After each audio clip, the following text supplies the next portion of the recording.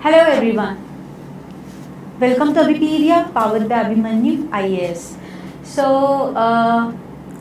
जल्दी से इस सेशन को ज्वाइन कर लीजिए और जो भी आपके फ्रेंड्स हैं, भाई बंधु हैं, उनके साथ ज़रा जल्दी से शेयर कीजिए। आज का सेशन बहुत ही इंपॉर्टेंट होने वाला है। आज हम करने वाले हैं कॉन्स्टिट्यूशन के बारे में कि क्या क्या चीज़ें हैं कॉन्स्टिट्यूशन के अंदर और वो कहाँ कहाँ पे लाए करती हैं और कैसे कैसे हम कॉन्स्टिट्यूशन के अंदर क्या क्या चीज़ें हैं। बेसिकली कहीं से कोई क्वेश्चन आ जाए, इस चीज़ के ऊपर क्वेश्चन आ जाए कि कॉन्स्टिट्यूशन के ऊपर कि कहाँ पे ये कॉन्स्टिट्यूशन में है या नहीं है, कौन से पार्ट में लाई करता है, कैसे लाई करता है, related to preamble, related to schedules, सारे क्वेश्चंस के आंसर आपको आज के सेशन में मिलने वाले हैं। जल्दी से इस सेशन को शेयर कर दीजिए और जल्दी से इस सेशन की जल्दी से तैयारी कर लीजिए। जो भी आपको पेन कॉपीज जो भी लेके बैठना है जल्दी से बैठ जाइए, ठीक है। Okay, good evening everyone, very good evening to all of you.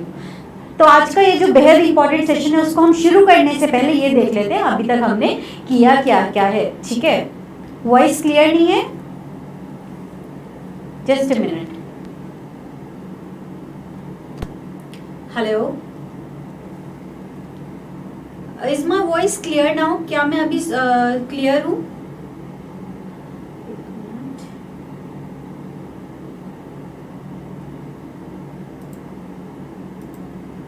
Hello, क्या आपको मेरी आवाज आ रही है? अभी ठीक आ रही है? अभी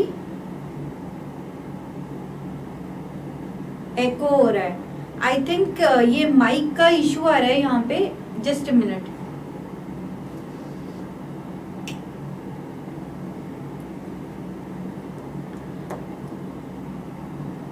ओके, तो आई होप अभी आप सबको क्लियर है सब चीज़ें जो मैं बोल रही हूँ, राइट। तो करते हैं आज का सेशन शुरू। उससे पहले देखते हैं अभी तक क्या क्या किया है हमने कॉन्स्टिट्यूशन के अंदर, ठीक है। तो अभी हमने सबसे पहले शुरुआत की थी एवोल्यूशन ऑफ कॉन्स्टिट्यूशन से, राइट। कैसे कॉन्स्टिट्यूशन जो है वो इवॉल्व कैसे हुआ है ना, हमने देखा उसमें अलग अलग एक्ट्स के बारे में, राइट। फिर हमने देखा कि कॉन्स्टिट्यूशन को बनाया कैसे गया 46 से 47 के बीच में, जब कॉन्स्टिट्यूएंट असेंबली बनी और जब उसके अंदर अलग अलग जो हमारे मंत्री आए और हमारे जो नेता आए उन्होंने किस तरीके से उसके अंदर अलग अलग कमेटीज बना के कॉन्स्टिट्यूएंट असेंबली के अंदर ये काम किया, ठीक है। नेक्स्ट हमने देखा उसके बाद जो हमने अब देखना है उसके बाद हमने देखा एनेक्ट कैसे किया गया है ना, कि किस तरीके से सारे जने सब लोग जो भी थे इंडियन कॉन्स्टिट्यूशन असेंबली के, कॉन्स्टिट्यूएंट असेंबली के, वो साथ में बैठे और उन्होंने कुछ पार्ट्स को एक एक करके पास किया है ना। ये हमने देखा 48 से 49 के बीच में। अब इस सब के बाद 26 नवंबर 1949 तक पूरा कॉन्स्टिट्यूशन बनके तैयार हो गया था। और इस डेट को पूरा यहाँ तक जब ये बन के तैयार हो गया तो इस डेट को ऑलमोस्ट पार्ट को पास मतलब इस डेट को ये क्या किया गया। आपके टॉपिक का टेस्ट नहीं मिलता। देखिए हम थोड़ा सा पहले कर लेते हैं पॉलिटी को, एक साथ टेस्ट मैं आपको दे दूंगी इसका। थोड़ी सी 3-4 क्लासेस से पहले शुरुआत तो कीजिए जीके की, ठीक है। क्योंकि ये जो छोटे छोटे टॉपिक्स हैं इससे क्या होता है कि इन एग्जाम बहुत कम क्वेश्चंस आते हैं, ठीक है। तो अगली 1-2 टॉपिक्स हम कर लेते हैं, हम कॉन्स्टिट्यूशन से रिलेटेड कुछ चीजें कर लेते हैं, इसके बाद मैं टेस्ट डाल दूंगी पोर्टल के ऊपर, राइट। तो जब 26 नवंबर 1949 तक कुछ पार्ट्स को पास कर दिया गया इस डेट को, कुछ को नहीं किया गया। मेजरली जो हम इंडिया को एज ए रिपब्लिक कहते हैं, जो इंडिया की कॉन्स्टिट्यूशन के लागू होने की जो तिथि कहते हैं, जो डेट कहते हैं, वो हम हमेशा से क्या कहते हैं, 26 जनवरी 1950। ये डेट क्यों रखी गई?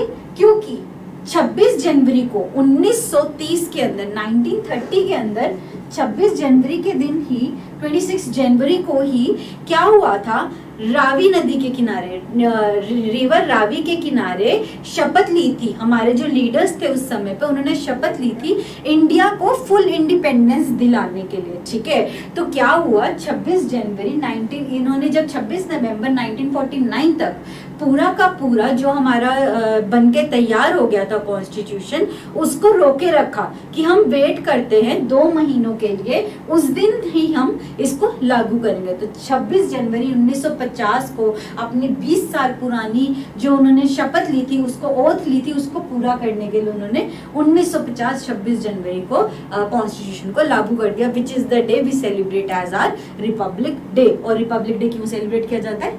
इसीलिए, ठीक है, बिल्कुल हर्ष जी, लाहौर के अंदर, ठीक है। तो अब हम देखते हैं कि कॉन्स्टिट्यूशन जो अब लागू किया गया ये है क्या, ठीक है। हमें हमेशा से एक चीज आपको पता होगी कि कॉन्स्टिट्यूशन के अंदर कितने आर्टिकल्स हैं। क्या कोई बताएगा कितने आर्टिकल्स हैं कॉन्स्टिट्यूशन के अंदर? कॉन्स्टिट्यूशन के अंदर कितने आर्टिकल्स हैं?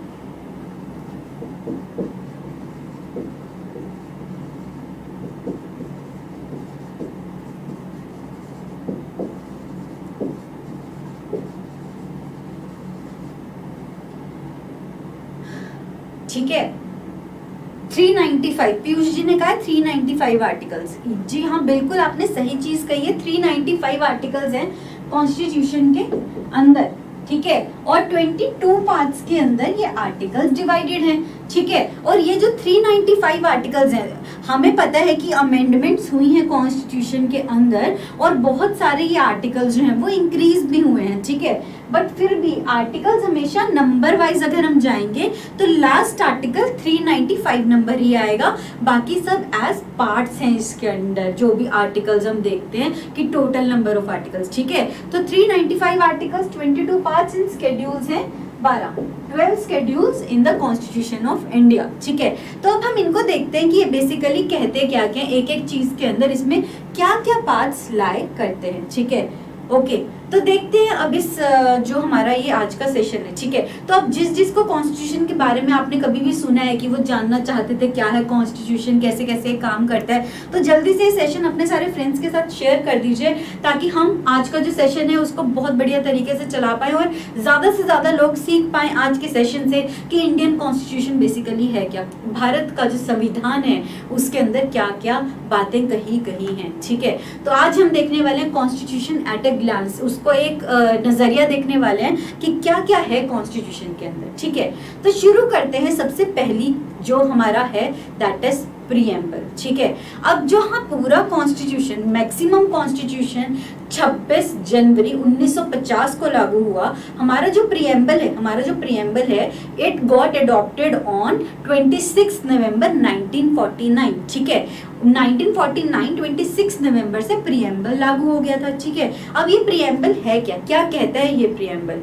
बेसिकली प्रीएम्बल में हमारे कुछ आइडियल्स लिखे गए हैं। आइडियल्स क्या होते हैं कि हमारे देश को अगर हम पूरे कॉन्स्टिट्यूशन का एक निचोड़ निकाल लें तो क्या निकल के आएगा, क्या कहना क्या चाहता है कॉन्स्टिट्यूशन, वो निकल के आएगा प्रीएम्बल में, ठीक है। तो प्रीएम्बल का एक एक वर्ड आपको याद होना चाहिए, ये ध्यान में रखना, एक एक वर्ड याद होना चाहिए। कहीं से भी क्वेश्चन आ जाता है, अथॉरिटीज को लेके क्वेश्चन आ जाता है, प्रीएम्बल किस डेट को लागू हुआ इस पे क्वेश्चन आ जाता है, इसके अंदर कुछ अमेंडमेंट की गई है प्रीएम्बल में और वो अमेंडमेंट कौन सी हुई उस पे क्वेश्चन आ जाता है। प्रीएम्बल का मतलब है हिंदी में उद्देशिका, ठीक है। उस उद्देशिका या प्रस्तावना कहते हैं हम इसे हिंदी में। इससे नेक्स्ट स्लाइड के ऊपर हिंदी में भी प्रीएम्बल है, ठीक है, मैं वो दिखा दूंगी आपको, आप उसमें देख के एक एक का मीनिंग अलग से देख लीजिएगा। पर उससे पहले जो भी आपका प्रीएम्बल है आपकी स्क्रीन पे लिखा गया है, पहले मैं एक बार इंग्लिश वाले स्टूडेंट्स के लिए एक बार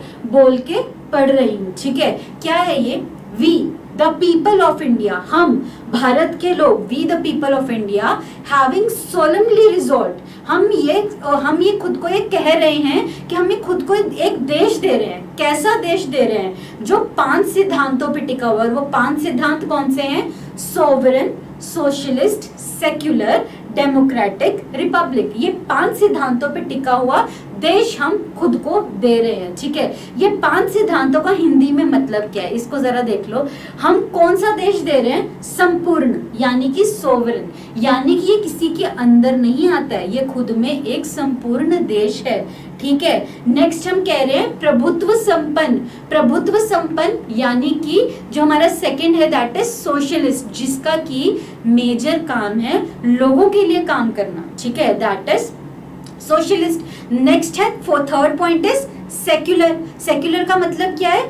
धर्म निष्पेक्ष, ठीक है। प्रभुत्व संपन्न इज समथिंग एल्स, जो हमने अभी बात की है, जो सोशलिस्ट है उसको हिंदी में समाजवादी कहते हैं, ठीक है, समाजवादी। ओके, तो धर्म निष्पेक्ष, ठीक है, that is what your secular. Okay, next is democratic. Democratic क्या होता है? डेमोक्रेटिक इज व्हाट, लोकतंत्र। लोकतंत्र को हम कहते हैं डेमोक्रेटिक, राइट। तो दिस इज हम बेसिकली 5 सिद्धांतों पे, जब हमारा जो देश है वो 5 सिद्धांतों के ऊपर बसा हुआ है। वो क्या है? Sovereign, socialist, secular, democratic, Republic. अब ये हमेशा से हमारा देश इन्हीं 5 सिद्धांतों के ऊपर नहीं टिका हुआ था, ठीक है। जब हमारा संविधान लागू हुआ था उस टाइम पे इस प्रियम्बल के अंदर 3 ही सिद्धांत थे, और वो कौन से थे? सोवरेन, डेमोक्रेटिक और रिपब्लिक, ठीक है। ये 3 सिद्धांत थे उस समय पे, ठीक है। उसके बाद 42nd अमेंडमेंट हुई जब 42nd अमेंडमेंट हुई जब इंदिरा गांधी की सरकार के समय पे, तो उस समय पे 2 और चीजों को ऐड किया गया। वो कौन सी थी? वो थी ये सोवरेन और जो हमारे सेक्युलर और सोशलिस्ट। क्यों? क्योंकि उस समय पे उन्हें लगा कि सेक्युलर का मतलब क्या है? धर्मनिरपेक्षता, कि हमारा जो संविधान है वो खुद में ये चीज कह रहा है कि हमें धर्म के मामले में, हमें रिलीजन के मामले में हम कोई कॉन्स्टिट्यूशन हमें ये नहीं कह रहा है कि this is the particular religion of the people of India, ठीक है। इसके कारण उसके अंदर हमें सेक्युलर वर्ड ऐड करना पड़ा, ठीक है। अब आपको जिसको ये देखना है, एक बार संविधान का ये जो प्रियम्बल है वो इस पेज का स्क्रीनशॉट लेके साइड में रख लीजिए, या फिर साइड में प्रियम्बल खोल लीजिए। मैं आगे वाले वर्ड्स का जो मतलब है उनको समझा रही हूँ, ठीक है। देखिए, अब यहाँ पे यही मतलब है कि हम जब बात करते हैं कि अब आपने ये तो पढ़ लिया कि sovereign, socialist, secular, democratic, Republic को हिंदी में क्या कहते हैं, बट बेसिकली इनका मतलब क्या है ये नहीं पता लगता है आपको, ठीक है। तो एक बार छोटी सी थोड़ा सा समय लेके, क्योंकि बहुत इंपॉर्टेंट वर्ड्स हो जाते हैं जब इंडिया की बात होती है, तो थोड़ा सा समय लेके इनका मतलब समझने की कोशिश कीजिए, ठीक है। तो जहाँ पे सोवरेन का मतलब है, उसका मतलब ये है कि हमारा देश किसी के अंदर नहीं आता है, हम अकेले अपने अधिकारी हैं, ठीक है। अगर हम सोशलिस्ट की बात करें तो उसका मतलब ये है, यहाँ पे लोगों का सोचना पहले आता है बजाय कि एक अपनी खुद की सोचना, ठीक है। ये किसके ऑपोजिट है? कैपिटलिस्ट के, जहां पे कि सिर्फ प्रॉफिट के बारे में सोचते हैं, वो हमारे देश का एम नहीं है, ठीक है। Third is secular. सेक्युलर का मतलब क्या है? सारे religions, all religions are equal. हम किसी भी रिलीजन को एक के ऊपर नहीं रखते हैं, ठीक है। फोर्थ इज डेमोक्रेटिक, कि हम लोकतंत्र हैं, हमारी जो सरकार है, हमारी government, that is elected by the people for the people, ठीक है। तो वो लोग ही इलेक्ट करते हैं, लोगों के अंदर से ही सरकार बनती है और वो लोगों के लिए ही बनती है, ठीक है। Next is Republic. रिपब्लिक का मतलब क्या है? रिपब्लिक का मतलब है जो हमारा हेड है, जो हमारे देश का हेड है, दैट इज कौन है? हमारे हेड ऑफ आवर कंट्री कौन है? देखिए, 2 वर्ड्स यूज होते हैं पॉलिटी के अंदर, इन दोनों वर्ड्स का मतलब बताइए मुझे अभी। एक है हेड ऑफ द कंट्री और एक है head of the government. Head of country और एक है हेड ऑफ गवर्नमेंट, ठीक है। तो इन दोनों का आपको मतलब अलग अलग पता होना चाहिए। हेड ऑफ कंट्री कौन होता है? देश का हेड कौन है, और सरकार का हेड कौन है, ठीक है। तो अगर हम हेड ऑफ कंट्री की बात करें तो दैट इज प्रेसिडेंट। बिल्कुल सही कहा पीयूष जी ने, दैट इज प्रेसिडेंट, ठीक है। और हेड ऑफ गवर्नमेंट की बात करें तो दैट इज पीएम, जो कि है प्रधानमंत्री, ठीक है। सरकार का हेड है प्रधानमंत्री और कंट्री का हेड है प्रेसिडेंट, ठीक है। तो रिपब्लिक होने का मतलब ये है कि हेड ऑफ कंट्री एक इलेक्टेड हेड है, ठीक है। वो कोई मोनार्क नहीं है जैसा कि ब्रिटेन के अंदर होता है। ब्रिटेन में क्या है? एक ही फैमिली की लीनियज चली आ रही है, जो कि हमेशा से हेड ऑफ कंट्री रहता है, चाहे प्रधानमंत्री बदलता रहे, वो जो हेड ऑफ कंट्री है वो नहीं बदलेगा। प्राइम मिनिस्टर बदलेगा पर हेड ऑफ कंट्री नहीं बदलेगा। बट हम हर 5 साल के बाद अपने प्रेसिडेंट को भी बदलते हैं, इसलिए हमारा देश बन गया रिपब्लिक, ठीक है। ओके, आई होप, जिसको कि हम हिंदी में कहते हैं गणराज्य। ओके, तो देखते हैं हमारे इसके आगे क्या कहा गया प्रियम्बल के अंदर, क्या निष्कर्ष निकलता है हमारे कॉन्स्टिट्यूशन का। And to secure all its citizens, और हमें एक देश होने के नाते सारे सिटीजन्स को 4 चीजें देनी है। क्या क्या? Justice, liberty, equality and fraternity. Justice मतलब न्याय, लिबर्टी मतलब आजादी, इक्वालिटी मतलब क्या, सबको समान रखना है हमने, ठीक है। एंड फोर्थ इज फ्रेटर्निटी मतलब भाईचारा, ठीक है। भाईचारे से हमें सबके साथ रहना है, हमें सबको न्याय देना है। कौन से, अब इसके आगे जो वर्डिंग्स लिखे गई हैं तीन तीन करके आगे क्या लिखा गया है कि किस तरीके का न्याय, किस तरीके का न्याय देना है हमें, सोशल, इकोनॉमिक एंड पॉलिटिकल, मतलब सोशल लाइफ में भी, पॉलिटिकल लाइफ में भी और इकोनॉमिक पॉलिटिकल लाइफ में भी, ठीक है, और इकोनॉमिक लाइफ में भी 3 तरीके का न्याय देना है हमें। नेक्स्ट इज लिबर्टी, आजादी देनी है हमें भारत के लोगों को। कितने तरीके की आजादी देनी है हमें, 5 तरीके की। थॉट, सोचने की, एक्सप्रेशन, बोलने की, ठीक है, बिलीफ, किस चीज में मानते हैं उसकी, फेथ, किस चीज के अंदर उनका प्रॉपर फेथ लाई करता है, रिलीजन से रिलेटेड, और नेक्स्ट है वर्शिप, वो जिसको चाहे उसको पूज सकते हैं, वर्शिप कर सकते हैं, ठीक है, this is liberty. Next is equality, equality 2 चीजों की, किस किस की, स्टेटस एंड अपॉर्चुनिटी, क्या उनका स्टेटस है उसमें सब इक्वल रहेंगे और हर एक को इक्वल अपॉर्चुनिटी जो है वो दी जाएगी, ठीक है। नेक्स्ट है, लास्ट है फ्रेटर्निटी, फ्रेटर्निटी के आगे क्या लिखा गया है, assuring the dignity of individual, हर एक इंडिविजुअल, हर एक पर्सन की जो डिग्निटी है, मतलब उसका जो खुद की डिग्निटी है वो बनी रहे, साथ में unity and integrity of nation भी बनी रहे। यहाँ पे हम 2 लेवल्स पे बात कर रहे हैं, किस किस लेवल पे, इंडिविजुअल मतलब एक खुद जो पर्सन है उसकी डिग्निटी बनी रहे, कि वो खुद को बहुत अच्छे से खुद को एक पेश कर पाए कि उसके वो एक डिग्निटी वाला इंसान है, ठीक है। नेक्स्ट अगर हम देखें तो हम नेक्स्ट क्या कह रहे हैं, नेशन के बारे में, हर एक इंडिविजुअल के लेवल पे डिग्निटी बनी रहे और नेशन की यूनिटी एंड इंटीग्रिटी बनी रहे, ठीक है, यूनिटी एंड इंटीग्रिटी बनी रहे, ठीक है। तो इसके साथ ही ये हमारा जो प्रीएम्बल का ऊपर वाला मेजर पार्ट है वो खत्म होता है, ठीक है। तो इसको आपको क्या क्या चीजें यहाँ से याद रखनी है जो अभी तक हमने कही हैं, ठीक है। क्या क्या आपने याद रखना है, सबसे पहले कौन कौन से वर्ड्स इंडिया को डिफाइन करते हैं, वो कौन कौन से हैं, sovereign, socialist, secular, democratic Republic, okay.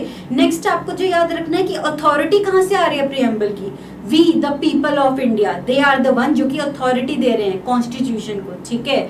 Next आपको ये याद रखना है जो नीचे वाले 4 वर्ड्स लिखे हुए हैं, जस्टिस, लिबर्टी, इक्वालिटी और फ्रेटर्निटी, ये किस किस तरीके की जस्टिस दे रहा है, किस किस तरीके की लिबर्टी दे रहा है, किस किस तरीके की इक्वालिटी दे रहा है और किस किस तरीके की फ्रेटर्निटी दे रहा है, ठीक है। तो ये आपको पॉइंट्स पता होने चाहिए। अब लास्ट में हम देख रहे हैं, in our constituent assembly this 26th day of November 1949, यानी कि किस दिन से लागू हुआ, 26 नवंबर 1949, hereby adopt, enact and give to ourselves this constitution। So ये हो गया हमारा प्रीएम्बल, ठीक है।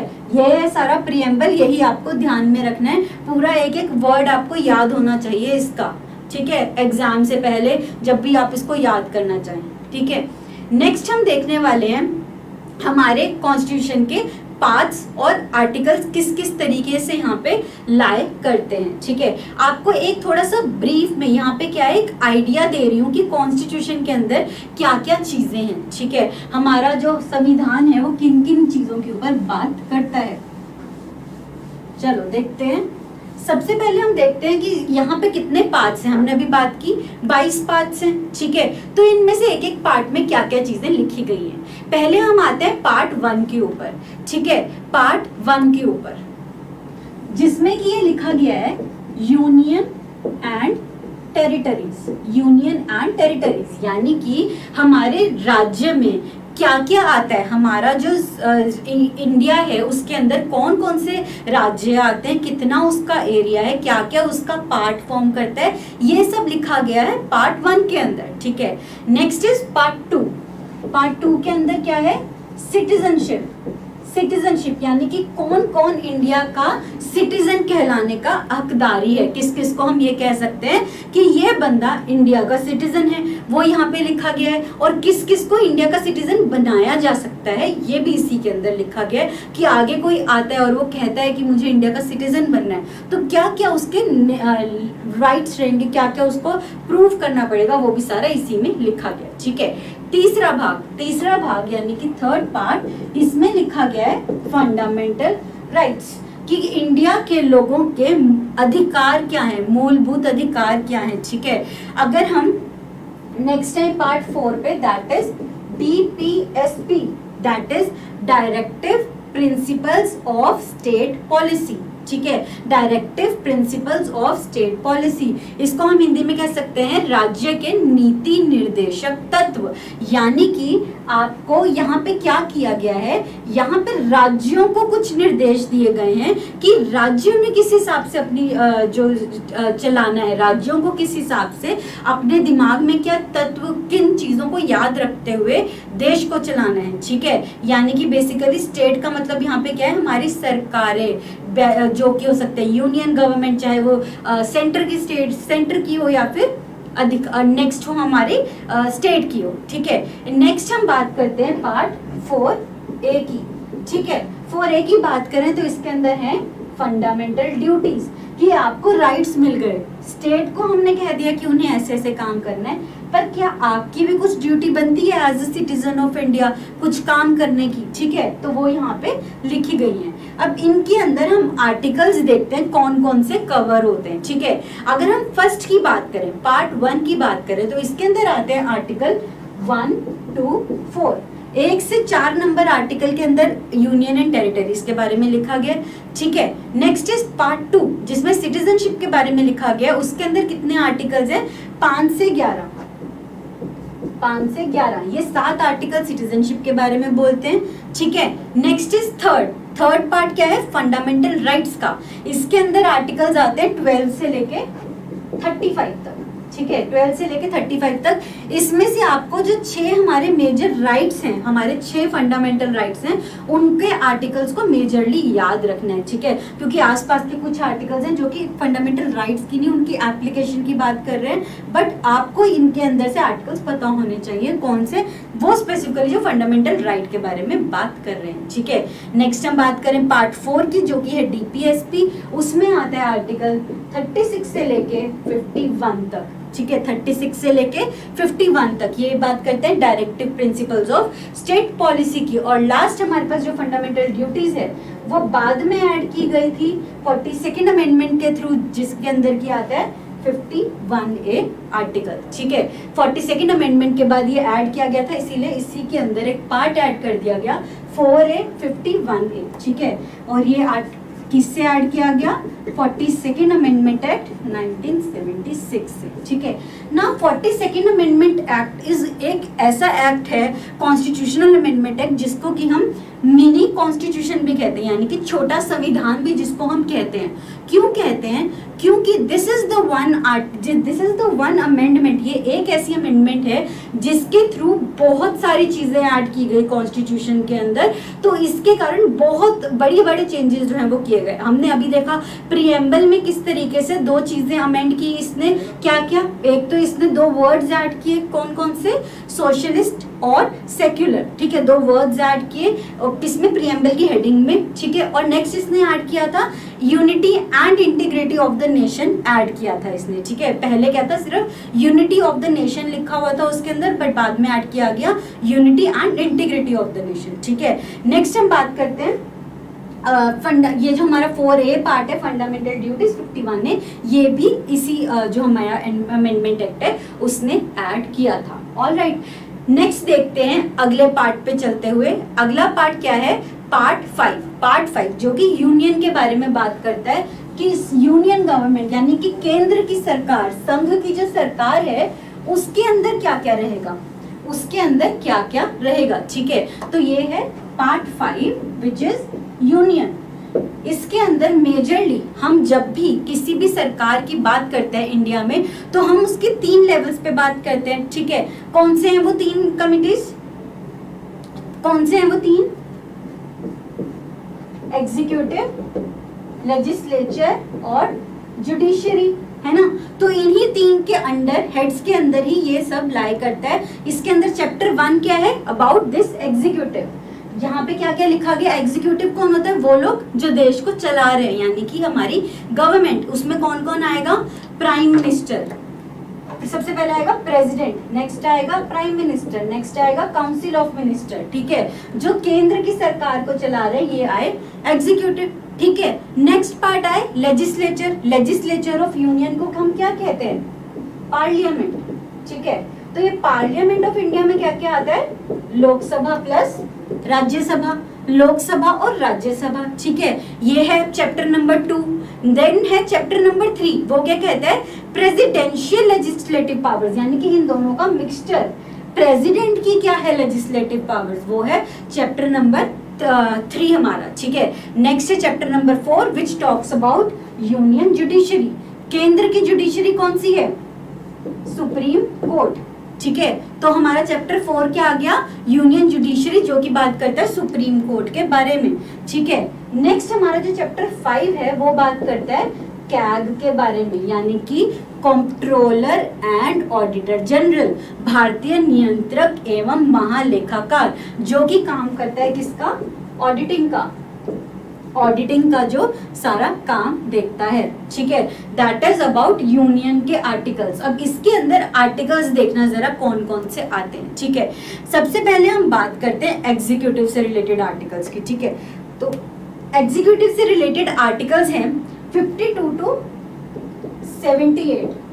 52 टू 78 आर्टिकल्स इनसे रिलेटेड है, president, prime minister, council of ministers. ठीक है, नेक्स्ट हम बात करें अगर पार्लियामेंट की, लोकसभा और राज्यसभा से रिलेटेड, वो आर्टिकल्स है 79 टू 122।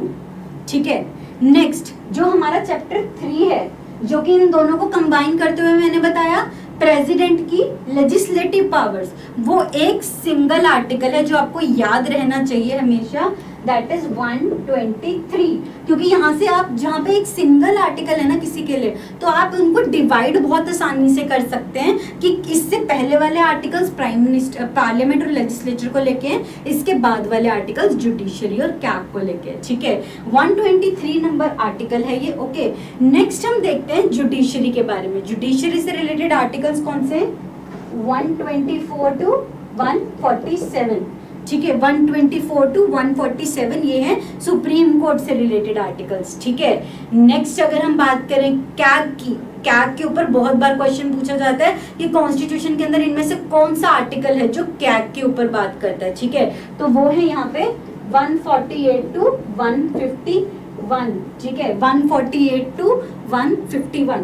तो 151 नंबर आर्टिकल के बाद हमारा यूनियन का जो पूरा पार्ट है वो खत्म हो जाता है, यानी कि हम ये कह सकते हैं 52 टू 151 ये 100 आर्टिकल्स हैं जो यूनियन के ऊपर बात करते हैं। ठीक है, अगर आपको ये पूरा टेबल जो आपको सामने दिख रहा है ये थोड़ा सा याद रहेगा तो आपको एक दो कहाँ पे याद रहेगा। एक तो अगर कोई आर्टिकल पूछ लें तो आपको उनको आराम से बता सकते हैं कि कहाँ पे कौन सा आर्टिकल आएगा। ठीक है, सेकंड आप इसके बारे में ये याद रख सकते हैं कि किस किस के बारे में बात की गई है यूनियन गवर्नमेंट के अंदर, स्पेसिफिकली कैग के बारे में और ये जो हमारी बातें। ठीक है, आपको एक जनरल नॉलेज जिसको हम कहते हैं वो इसी तरीके से आएगी कि एक जनरल नॉलेज आपके माइंड में क्रिएट होना कि what exactly is mentioned in constitution of India. ठीक है, नेक्स्ट चलते हैं हम 6th पार्ट की तरफ। 5th पार्ट था यूनियन, उसी की कंपैरेटिवली उसी के बिल्कुल सामने सामने चलेगा 5th 6th पार्ट जो की बात करेगा स्टेट्स के बारे में। ठीक है, ओके, स्टेट्स के बारे में ये बात करेगा। ठीक है, तो यहाँ पे ये स्टेट्स के बारे में क्या बात करेगा, इसी लेवल्स पे बात करेगा, एग्जीक्यूटिव, लेजिस्लेचर और जुडिशरी। ठीक है, तो इसके अंदर सबसे पहला जो चैप्टर है दैट इज जनरल या फिर सामान्य जो चैप्टर है, जिसमें सिर्फ ये लिखा गया है कि क्या क्या है स्टेट्स ऑफ इंडिया होंगी कौन सी, वो कौन सा है आर्टिकल 152। ठीक है, 151 तक यहाँ पे था, अब 152 के आगे यहाँ पे शुरू होगा और देखते हैं कहाँ तक जाता है। ठीक है, तो ये है 152 नंबर आर्टिकल जो कि जनरल ये बताएगा कि स्टेट्स ऑफ इंडिया होंगी कौन सी। ठीक है, नेक्स्ट हम बात करते हैं एग्जीक्यूटिव की। एग्जीक्यूटिव में क्या आएगा, जैसे यहाँ पे president, prime minister, council of minister था, यहाँ पे आएगा गवर्नर, सीएम और सीएम की काउंसिल ऑफ मिनिस्टर। ठीक है, इसी तरीके से यहाँ पे ये आ जाएगा और इसमें आर्टिकल्स कौन से आएंगे, वहां पे थे 52 से 78, यहाँ पे आएगा 153 से लेके 167 तक। ठीक है, 153 से लेके 167 तक आर्टिकल्स यहाँ पे आ जाएंगे। ओके, नेक्स्ट हम देखते हैं पार्लियामेंट के बारे में। पार्लियामेंट यहाँ पे अगर जो सेंटर था वहां पे जो लेजिस्लेचर थी वो पार्लियामेंट थी, तो यहाँ पे अब कौन सी आएंगी, यहाँ पे आएगा विधानसभा और विधान परिषद, यानी कि स्टेट लेजिस्लेटिव असेंबली और स्टेट लेजिस्लेटिव काउंसिल, वो यहाँ पे आएगा। ठीक है, विधानसभा और विधान परिषद।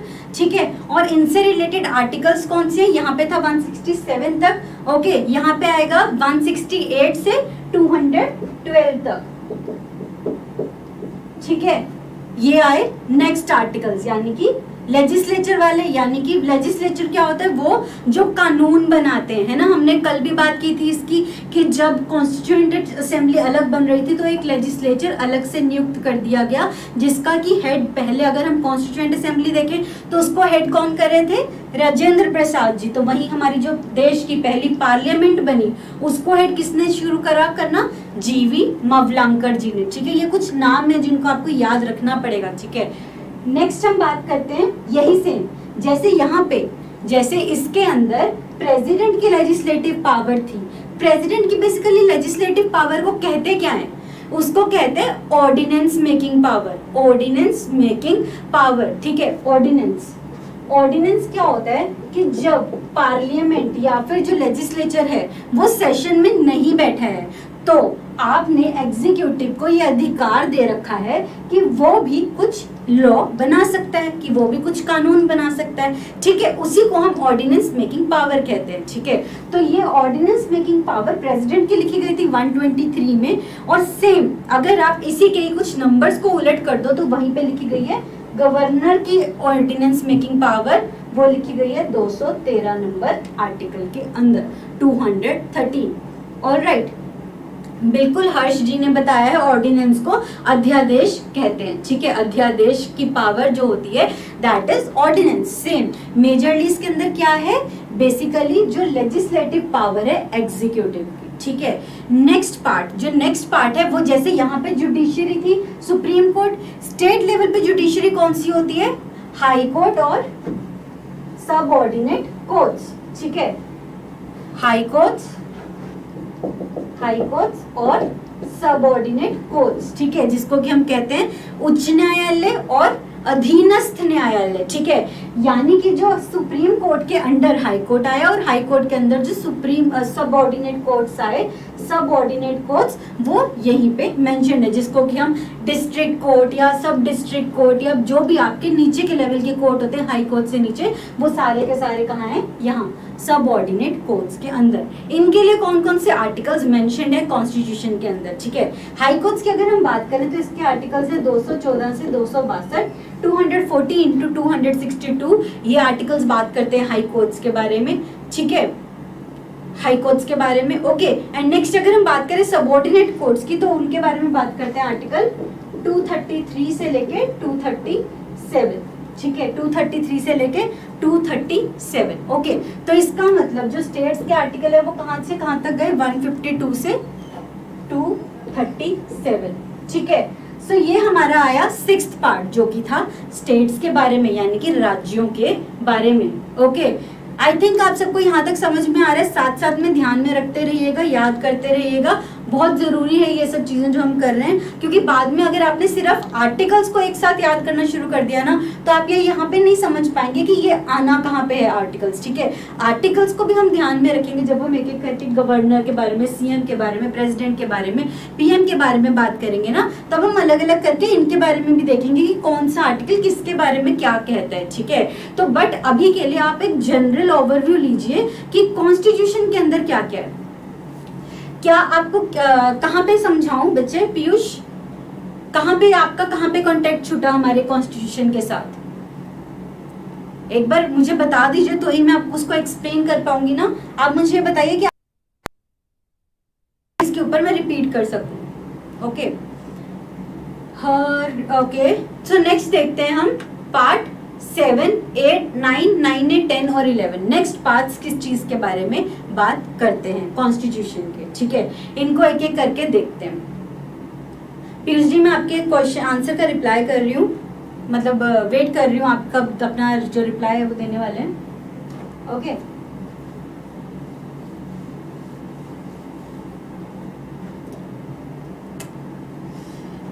नेक्स्ट अगर हम बात करें पार्ट 7 की, पार्ट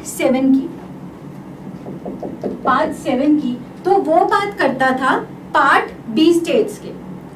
अच्छा, अध्यादेश के बारे में आप बात करें, ऑर्डिनेंस मेकिंग पावर नहीं समझ में आई है, बहुत लोगों को नहीं आती है, मैंने बहुत स्टूडेंट्स देखे हैं बहुत ज्यादा कर लेते हैं बट फिर भी उन्हें ऑर्डिनेंस नहीं समझ में आता है। फिर से समझो ऑर्डिनेंस क्या होता है। जब अब मान लीजिए कि पार्लियामेंट के जिस समय पे उसने सदन में बैठना है, सेशन में बैठना है, वो निर्धारित है, वो पहले से ही डिटेल में बताया गया है कि वो इतने महीनों के लिए बैठेगा, अब बैठेगा। जैसे कि उसके 3 सेशन होते हैं साल के अंदर, बजट सेशन, मॉनसून सेशन और विंटर सेशन, ठीक है, 3 सेशन होते हैं। पर तब क्या, तब अगर किसी नए एक्ट की जरूरत पड़ गई जब पार्लियामेंट सेशन में नहीं बैठी है तो कौन इसका कोई नया एक्ट बना सकता है, तो उसी की पावर दी गई है हमारे देश के, जो हमारे देश को हेड कर रहा है एक पर्सन जो कि है प्रेसिडेंट को देश के लिए और गवर्नर को राज्यों के लिए यानी कि स्टेट्स के लिए, ठीक है। तो जो वो पावर दी गई है उसी को हम ऑर्डिनेंस मेकिंग पावर कहते हैं, यानी कि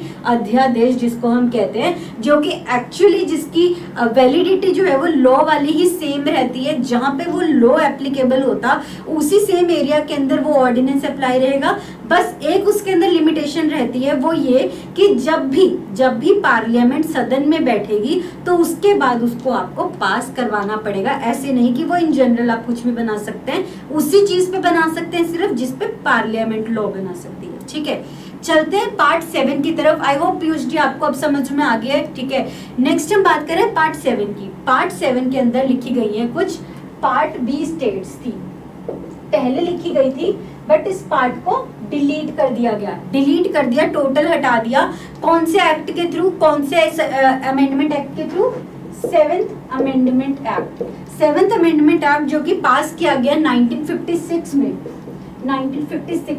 क्यों? क्योंकि उस समय पे क्या किया गया, स्टेट्स को रीऑर्गेनाइज कर दिया गया, ठीक है। स्टेट्स पहले क्या था, part A states, part B states, part C states, या फिर कुछ स्टेट्स को चीफ कमिश्नर्स की जो प्रोविंस कहा गया, ठीक है। तो वो किस बेसिस पे चल रहा था, ऑन द बेसिस जैसे ब्रिटिशर्स चलाते थे, ठीक है। तो उसी बेसिस पे यहाँ पे पार्ट ए और पार्ट बी स्टेट्स रखी गई थी, ओके। बट यहाँ पे बाद में 2 पार्ट्स में स्टेट्स डिवाइड कर दी। या तो कोई है जो वो स्टेट्स फुल स्टेट रहेंगी, या फिर अगर कोई फुल स्टेट नहीं बना रहे हैं हम तो हम उसे यूनियन टेरिटरी बना देंगे, ठीक है। तो पार्ट बी स्टेट्स की जरूरत नहीं रही, तो यहाँ से 7th का ये जो पार्ट है वो डिलीट कर दिया, ठीक है। नेक्स्ट आते हैं हम 8th पार्ट के ऊपर। 8th पार्ट में क्या ऐड किया गया है, यूनियन टेरिटरीज की। अब यूटीज क्या है, ठीक है। हमने पहले देखा कि स्टेट्स क्या है, स्टेट्स का पूरा पार्ट हमने देखा ये वाला। अब है ये यूटीज क्या है, ठीक है। तो यूटीज से रिलेटेड यहाँ पे आर्टिकल है 239 से 242 तक, ठीक है। 3 आर्टिकल्स इसके ऊपर दिए गए हैं कि यूनियन टेरिटरीज क्या रहेंगी, ओके। चलते हैं नेक्स्ट पार्ट की तरफ, जो कि बहुत ही इंपॉर्टेंट पार्ट है, जिनके ऊपर बहुत क्वेश्चंस जो है वो आते हैं, ठीक है। वो है पार्ट 9, 9A और 9B, ठीक है। 8th तक ये हो गया। नेक्स्ट हम बात करें 9, 9A और 9B, ठीक है।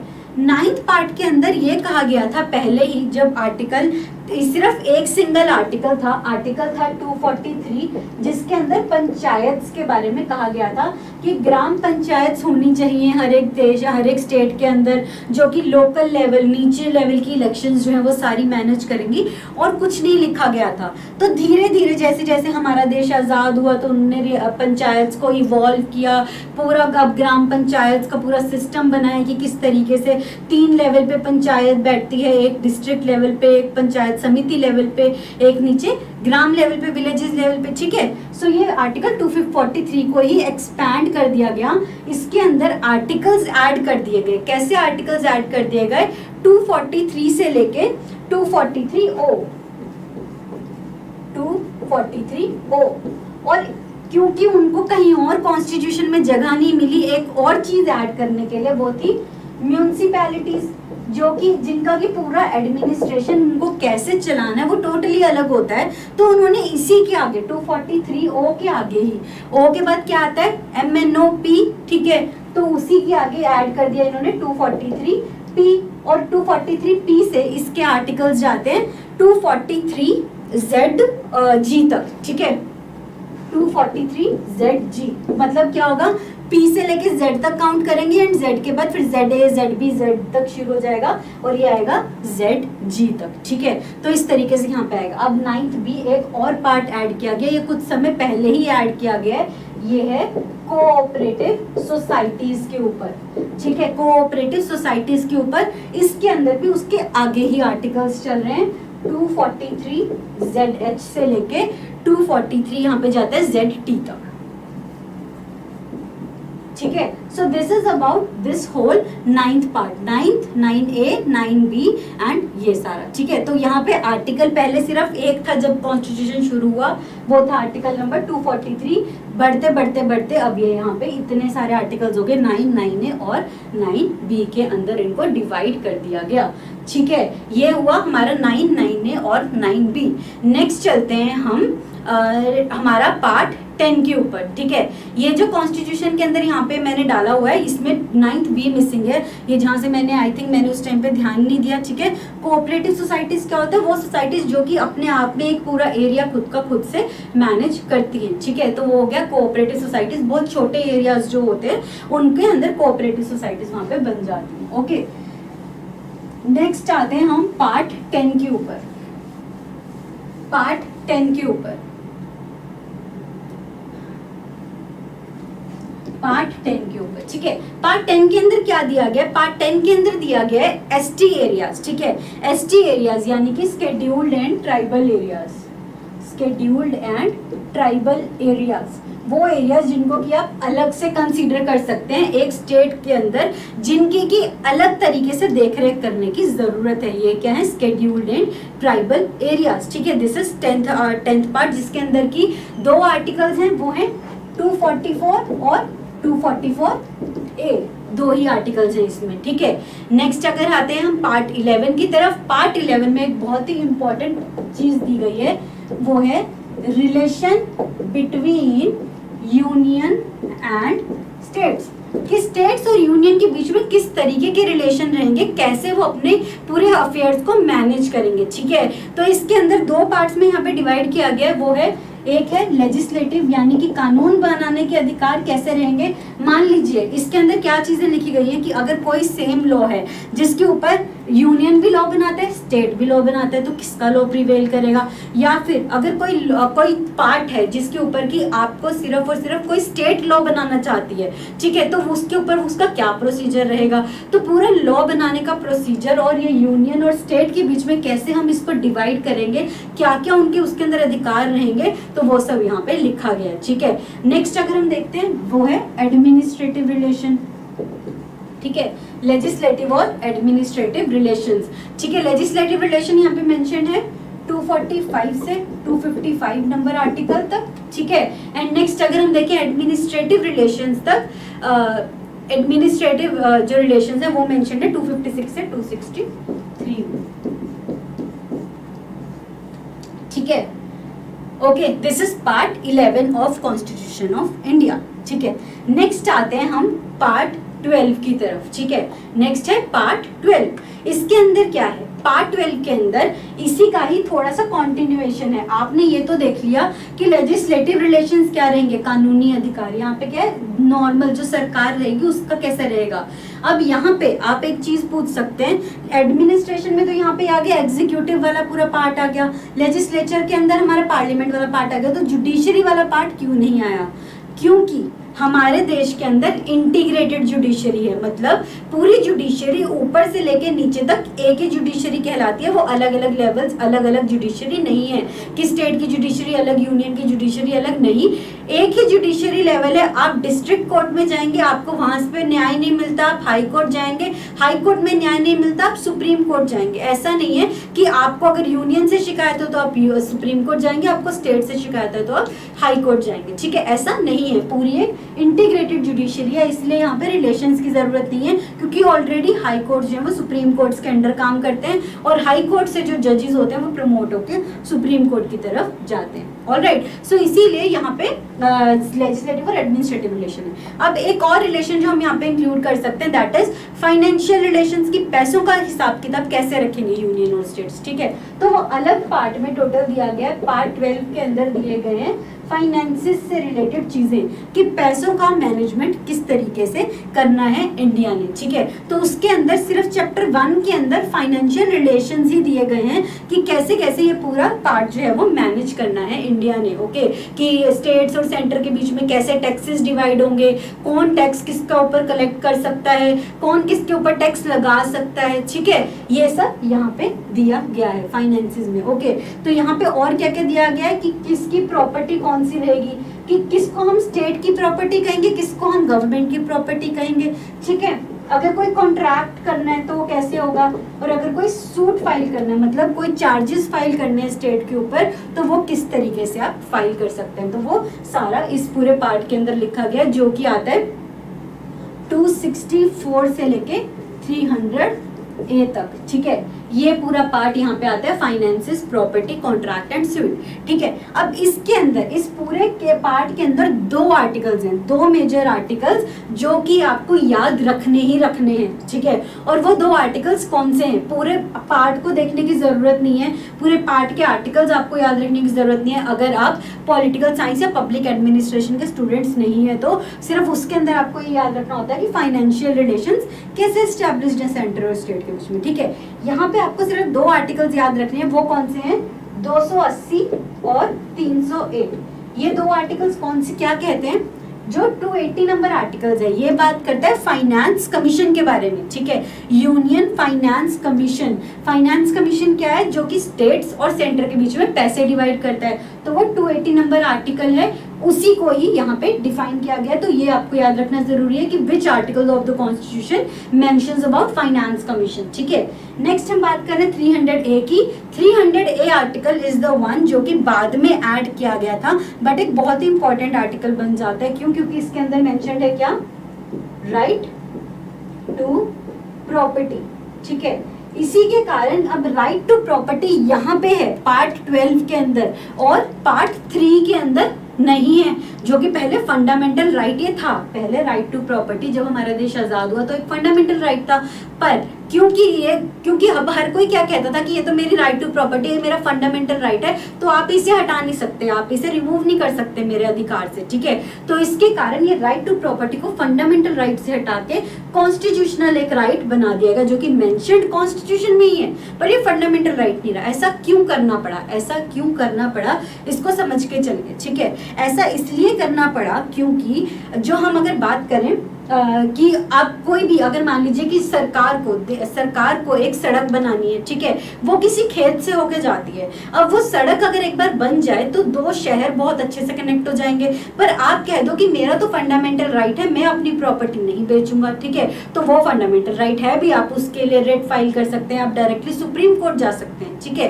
पर यहाँ पे क्या है, आपको अगर right to property constitutional right बना दिया, फंडामेंटल राइट नहीं रहा, तो अब उससे क्या फायदा है और क्या नुकसान है, ठीक है। अब अगर सरकार चाहे तो वो आपका फंडामेंटल राइट नहीं है उस प्रॉपर्टी को अपने पास रखना, पर वो आपका एक लीगल राइट है, जिसके बेसिस पे कि आप ये कह सकते हैं कि मुझे अपनी प्रॉपर्टी के बदले में पूरा एक कंपेंसेशन चाहिए, कि मुझे इतने पैसे तो चाहिए ही चाहिए, ठीक है। तो वहां पे वो फायदा हो जाता है प्रॉपर्टी का, ठीक है। तो आपको समझ में आ गया है वो राइट टू प्रॉपर्टी का जो भी इशू है, ठीक है। तो राइट टू प्रॉपर्टी को क्यों फंडामेंटल राइट से हटा के पीछे 300A आर्टिकल में धकेल दिया गया, फंडामेंटल राइट से, जहां से कि उसे शुरुआत की गई थी। शुरुआत में इसको फंडामेंटल राइट ही बनाया गया था।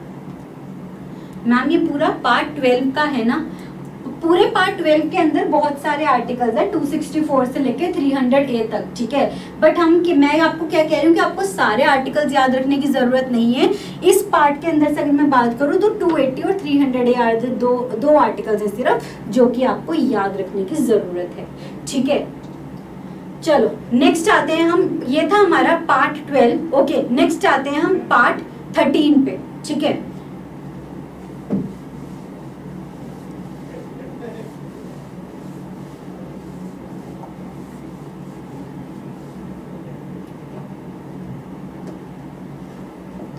पार्ट 13, ठीक है। 13वां पार्ट कॉन्स्टिट्यूशन का क्या कहता है? 13th पार्ट कॉन्स्टिट्यूशन का बात करता है हमारे जो trade, commerce and intercourse with in the territory of India के ऊपर, कि अगर आपको कहीं से एक स्टेट से दूसरे स्टेट के अंदर ट्रेड करना है या लेके जाना है कुछ सामान एक स्टेट से दूसरे स्टेट में, तो उसके ऊपर क्या क्या चीजें आपको लगेंगी, ठीक है। तो बस वही है, यहाँ पे व्यापार किस तरीके से किया जाए स्टेट के अंदर, वो सारा पार्ट 13 के अंदर लिखा हुआ है। इसके अंदर आर्टिकल्स आते हैं 6, 301 से 307, याद करने की जरूरत नहीं है, आप ये बस इमेजिन करके रख लीजिए कि 13th पार्ट में ये आर्टिकल्स हैं जो कि आपको अलग से ध्यान में रखने की, अगर कभी कोई स्टेट के ट्रेड से रिलेटेड बात यहाँ पे हो जाती है, ठीक है। नेक्स्ट हम बात करते हैं 14th पार्ट की। 14th पार्ट के अंदर आते हैं आर्टिकल्स, आर्टिकल नंबर 308 से 323, 308 से 323। ये आर्टिकल्स बात करते हैं सर्विसेज की, यूनियन और स्टेट, यानी कि जो राज्य की सेवाएं हैं और जो यूनियन संघ की सेवाएं हैं उनके बारे में ये पार्ट जो है वो बात करता है 308 से 332 नंबर आर्टिकल के अंदर, ठीक है। तो इसके अंदर सिर्फ आपको दो आर्टिकल्स जो याद रखने हैं, वो कौन से याद रखने हैं? एक तो नंबर 312 और एक 315, ठीक है। 312 आर्टिकल क्यों याद रखना है? इसके अंदर दिया गया है ऑल इंडिया सर्विसेज के बारे में, ऑल इंडिया सर्विसेज के बारे में। ऑल इंडिया सर्विसेज क्या होती है? जिनके लिए यूपीएससी पेपर लेते हैं सिविल सर्विस का, ठीक है। तो वो वाला यहाँ पे आती है ऑल इंडिया सर्विसेज, ठीक है। तो ये जो 300, आपको भी ये भी पता होना चाहिए कि कौन सी सर्विसेज हैं जिसको हम ऑल इंडिया सर्विस यहाँ पे कह रहे हैं। सिर्फ 3 सर्विसेज हैं देश के अंदर, हमारे देश के अंदर सिर्फ 3 सर्विसेज हैं जिनको हम ऑल इंडिया सर्विसेज कह सकते हैं, ठीक है। और वो कौन कौन सी है? IAS, that is Indian administrative service, next is IPS, that is Indian police service, and third is IFOS, that is Indian forest service, ठीक है। एडमिनिस्ट्रेटिव, पुलिस और फॉरेस्ट, सिर्फ ये 3 सर्विसेज हैं जिसको हम ऑल इंडिया सर्विसेज कह सकते हैं, ठीक है। और कोई सर्विसेज जिसके आगे भी इंडियन लगता है, पीछे सर्विस लगता है, वो सारी सेंट्रल सर्विसेज हैं, ऑल इंडिया सर्विसेज नहीं है। सिर्फ ये 3 सर्विसेज 312 नंबर आर्टिकल में दी गई है, ठीक है। और 315 नंबर आर्टिकल के अंदर दिया हुआ है पब्लिक सर्विस कमीशंस के बारे में कि यूपीएससी है, एसपीएससी है, वो सब किस तरीके से चलेंगे, ठीक है। IRS जो है वो ऑल इंडिया सर्विस नहीं है, Indian revenue service is a central service है, नॉट ऑल इंडिया सर्विस, ठीक है। ओके, नेक्स्ट हम बात करते हैं पार्ट 15 के ऊपर जाते हैं। पार्ट 15 बात करता है इलेक्शंस के बारे में, कि जो हमारे इलेक्शंस हैं वो किस तरीके से कराए जाएंगे और कौन कौन उसे कराएगा, ठीक है। कौन कराता है हमारे देश के अंदर इलेक्शंस? Election commission. तो इलेक्शन कमीशन भी इसी आर्टिकल के अंदर मेंशन किया गया है, ठीक है। सो इसकी अगर हम बात करें, ये है आर्टिकल 324 से 329 तक ये आर्टिकल है, ठीक है। और इसमें जिसमें से कि पहला आर्टिकल 324 ही जो है वो बात करता है इलेक्शन कमीशंस के बारे में, ठीक है। इसी में से अगर आप ये बात करें, हमने जो पूरी अभी तक बात की है, हमने जितनी भी यहाँ पे बॉडीज डिस्कस की हैं उनको हम कॉन्स्टिट्यूशनल बॉडीज कहते हैं। सबसे पहले हमने बात की थी कैग की, कंट्रोलर एंड ऑडिटर जनरल, जो कि यूनियन वाले पार्ट में था। नेक्स्ट हमने बात की हमने बात की फाइनेंस कमीशन की, आर्टिकल नंबर 280। नेक्स्ट हमने बात की यूपीएससी की, public service commission, 315 number article, ठीक है। नेक्स्ट हम बात कर रहे हैं अभी इलेक्शन कमीशन की, 324 आर्टिकल, ठीक है। हमने बात की है कि ये 4 बॉडीज को हम कॉन्स्टिट्यूशनल बॉडीज कह सकते हैं। बिल्कुल चुनाव आयोग, या फिर हम इसे निर्वाचन आयोग जिसको हम कहते हैं, ठीक है। निर्वाचन आयोग, आई सपोज यही कहते हैं इसे, 1 मिनट, हाँ, निर्वाचन कहते हैं इलेक्शंस को कॉन्स्टिट्यूशनल लैंग्वेज में, ठीक है। तो उसी को हम निर्वाचन आयोग भी कह सकते हैं। ओके, नेक्स्ट हम मूव करते हैं पार्ट 16 के ऊपर। पार्ट 16 और इससे आगे वाले जितने भी आर्टिकल जो पार्ट्स हैं उसको जल्दी जल्दी से सुन लो, ठीक है। पार्ट 16 के अंदर क्या है? पार्ट 16 के अंदर क्या दिया गया है, पार्ट 16 के अंदर कुछ प्रोविजंस, छोटे छोटे कुछ वर्गों से रिलेटेड कुछ अलग अलग प्रोविजंस दिए गए हैं कि इस जो हमारा ये वाली क्लास है उसके लिए ये प्रोविजन है, ये वाली क्लास है उसके लिए ये प्रोविजन है। फॉर एग्जांपल शेड्यूल्ड कास्ट है उनके लिए कितने समय के लिए रिजर्वेशन है, ये सब चीजें जो है वो इस आर्टिकल के अंदर दी गई है पार्ट 16 के अंदर, that is provisions related to certain classes, कुछ क्लासेस से रिलेटेड कुछ प्रोविजंस। यहाँ पे आर्टिकल्स आते हैं 330 से लेके 342 तक, ठीक है, 330 से लेके 342 नंबर आर्टिकल आते हैं पार्ट 16 के अंदर। नेक्स्ट हम जाते हैं पार्ट 17 पे। पार्ट 17 के अंदर दिए गए हैं ऑफिशियल लैंग्वेज, ऑफिशियल लैंग्वेज यानी कि जिसको हम कह सकते हैं राजभाषा, ठीक है, हिंदी के अंदर, बट राजभाषा का मतलब जनरल सेंस में नेशनल लैंग्वेज हो जाता है, बट इंडिया की कोई नेशनल लैंग्वेज नहीं है। यहाँ पे सिर्फ ऑफिशियल लैंग्वेजेस जो है वो दी गई हैं कि इंडिया का ऑफिशियल काम जो है वो किस लैंग्वेज में होना चाहिए, ठीक है, तो वो सारा यहाँ पे दिया गया। और आर्टिकल है यहाँ पे 343 से 351, ठीक है, दिस इज पार्ट 17। रिमेनिंग हमारे रह गए 5 पार्ट्स, जल्दी से उन्हें देखते हैं। अब मेजर जो पार्ट्स हैं हमारे कॉन्स्टिट्यूशन के हम उन्हें कर चुके हैं, जल्दी से अब देखते हैं कि बचे हुए 5 पार्ट्स उसके अंदर क्या है। पार्ट 17 के अंदर क्या था, ऑफिशियल लैंग्वेजेस के बारे में बात करते हैं, आर्टिकल पहुंच चुके हैं हम 359 तक, 351 तक, ठीक है। नेक्स्ट हम आते हैं बहुत ही इंपॉर्टेंट पार्ट, बहुत ही इंपॉर्टेंट पार्ट कौन सा है ये, पार्ट नंबर कौन सा है ये हमारा 18, राइट, यस, पार्ट 18। इसके अंदर दी गई है इमरजेंसी प्रोविजंस कि अगर कोई आपातकाल सिचुएशन हो जाती है तो उस समय पे हमारा देश कैसे चलेगा, ठीक है। तो इसके अंदर मेजरली 3 आर्टिकल्स आते हैं जो आपको याद रखने हैं। वो कौन से हैं, 352, 356 और 360। 352 बात करते हैं नेशनल इमरजेंसी के बारे में, 356 बात करता है स्टेट इमरजेंसी के बारे में, और 360 बात करता है हमारा फाइनेंशियल इमरजेंसी के बारे में, ठीक है। तो ये 3 आर्टिकल हैं जो कि इमरजेंसी प्रोविजंस दी गई है, और ये है 352 से 360 तक, ठीक है। ये सारे आर्टिकल्स हैं, बाकी आर्टिकल्स जो इसके बीच के हैं उसके अंदर कुछ बाकी प्रोविजंस दिए गए इमरजेंसी से रिलेटेड कि किस इमरजेंसी के समय पे किसके हाथ में पावर रहेगी, कौन किस चीज को मैनेज करेगा, ठीक है। नेक्स्ट हम आते हैं पार्ट 19 के ऊपर। पार्ट 18 के बाद आएगा पार्ट 19 जिसके अंदर की इन जनरल क्या दिया गया है, मिसलेनियस प्रोविजंस दिए गए हैं, मिसलेनियस प्रोविजंस दिए गए हैं। इसका एक आर्टिकल इंपॉर्टेंट है जो आपको याद रखना है, वो है 365 जो बात करता है प्रेसिडेंट्स रूल के बारे में, ठीक है, क्योंकि ये आर्टिकल बहुत बार लगता है भारत देश के अंदर, इंडिया के अंदर बार न्यूज में रहता है, तो ये आपको पता होना चाहिए। 365 प्रेसिडेंट्स रूल और कैसे वो मैनेज किया जाएगा इसका थोड़ा आइडिया होना चाहिए। यहाँ पे आर्टिकल्स आते हैं 361 से 367 तक, ठीक है। नेक्स्ट हम आते हैं पार्ट नंबर 20 के ऊपर, another very important part, constitution को अमेंड कैसे किया जाएगा, अमेंडमेंट ऑफ कॉन्स्टिट्यूशन, ठीक है, अमेंडमेंट ऑफ कॉन्स्टिट्यूशन। यहाँ पे सिर्फ एक आर्टिकल है, पार्ट 20 आर्टिकल 368 जिसके अंदर प्रोविजंस दिए गए हैं कि कॉन्स्टिट्यूशन को अगर बदलना है किसी भी तरीके से तो वो कैसे बदलेगा, कौन बदलेगा, किसके पास ये राइट है, कितनी मेजॉरिटी चाहिए होगी, कितने लोग ऊपर नीचे होंगे और किस चीज को कौन अमेंड कर सकता है, इसको हम अलग से एक बार डिस्कस करेंगे। बचे हुए 2 पार्ट्स वो ज्यादा इंपॉर्टेंट नहीं है, बट अब हमने इतना यहाँ तक आए तो उनको भी पढ़ ही लेते हैं। पार्ट 11 है जो कि सिर्फ टेम्परेरी और ट्रांजिशनल प्रोविजंस के बारे में बात करता है, ठीक है, और पार्ट 12 है जो कि कुछ मेजर जो कुछ ऑथोराइज्ड टेक्स्ट के बारे में, शॉर्ट नेम के बारे में या फिर कुछ रिपील्स के बारे में बात करता है कि जो भी कॉन्स्टिट्यूशन से पहले के हमारे जितने भी एक्ट्स थे, जो भी हमारे उससे पहले चल रहे थे, उनको सबको रद्द कर देता है ये, ठीक है, कि किस तरीके से जो ब्रिटिशर्स ने जो एक्ट्स लगाए थे, जो रूल्स लगाए थे, वो कितने लागू होंगे इंडिपेंडेंस के बाद, ठीक है। सो ये हुए हमारे 22 पार्ट्स, ठीक है। तो इसी के साथ यहाँ पे ये लास्ट आर्टिकल रहेगा 395। जो लास्ट आर्टिकल आपको ध्यान में रखना है वो ये है 368, टोटल आर्टिकल्स हो जाएंगे 395। I hope this is clear to all of you, और आई होप आपकी आज की क्लास आप सबके लिए बहुत प्रोडक्टिव रही, आप सबने कुछ नया सीखा, कुछ नया आप लोग आज के बाद कुछ क्वेश्चंस होंगे जो कि आप कभी भी गलत नहीं करेंगे। नेक्स्ट क्लास के अंदर हम देखेंगे स्केड्यूल्स ऑफ कॉन्स्टिट्यूशन और साथ ही हम देखेंगे कुछ provisions related to fundamental right rights, directive principles and fundamental duties जहां तक हो सकेगा, ठीक है।